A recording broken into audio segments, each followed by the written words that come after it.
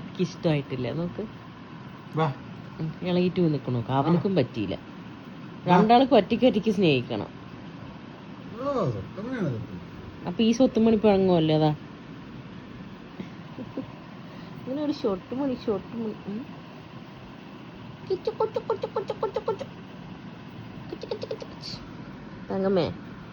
തങ്കമ്മേ നമ്മുടെ സ്വത്തേ കുട്ടാപ്പിയെ കണ്ണിൽ പീലടി മുത്തേ, നമ്മുടെ സ്വത്താണ്.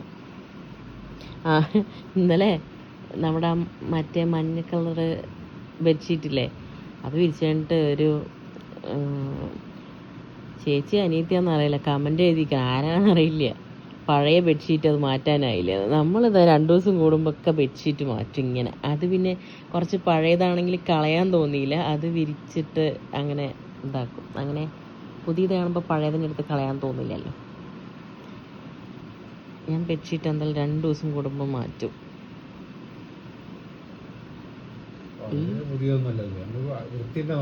ആ ഈ പറയണവർ എത്രക്ക് വൃത്തിയിലുള്ള ആൾക്കാരാണെന്നുള്ളത് അറിയില്ല.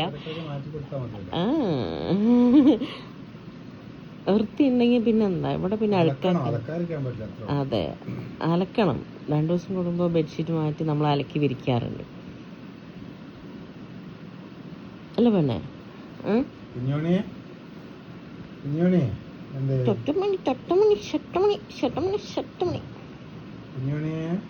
കുഞ്ഞുമണി ഇക്കാൻ്റെ അടുത്ത് കിടന്ന് വാലാട്ടനുണ്ട. കുട്ടാപ്പി ഇവിടെ നിന്ന് അടിച്ചു പോയി കുഞ്ഞുമണി ഇക്കാരെ മടിയിൽ കിടക്കുമ്പോഴേ പോയിട്ട് ഇങ്ങനെ മണത്ത് നോക്കിയിട്ട് തല്ലി കൊടുക്കാൻ വേണ്ടി റെഡി ആയിട്ട് തോന്നുന്നത്. അപ്പം ഞാൻ വേണ്ടെന്ന് പറഞ്ഞപ്പോഴേ വന്ന് കിടന്നത്.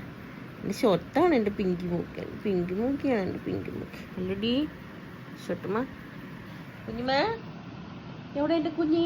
മൊബൈൽ നോക്കിക്കൊണ്ടിരിക്കുകയുണ്ടടി കുഞ്ഞി, കള്ളക്കുഞ്ഞി അടി ഷൊട്ടു. കുട്ടാപ്പി കിടന്നു. കുട്ടാപ്പി ഉറങ്ങാൻ പോവാ ഇല്ല പിന്നെ ഒരു സ്വത്താണേ. അടി കുഞ്ഞിയാണ് കുഞ്ഞി, കള്ളക്കുഞ്ഞി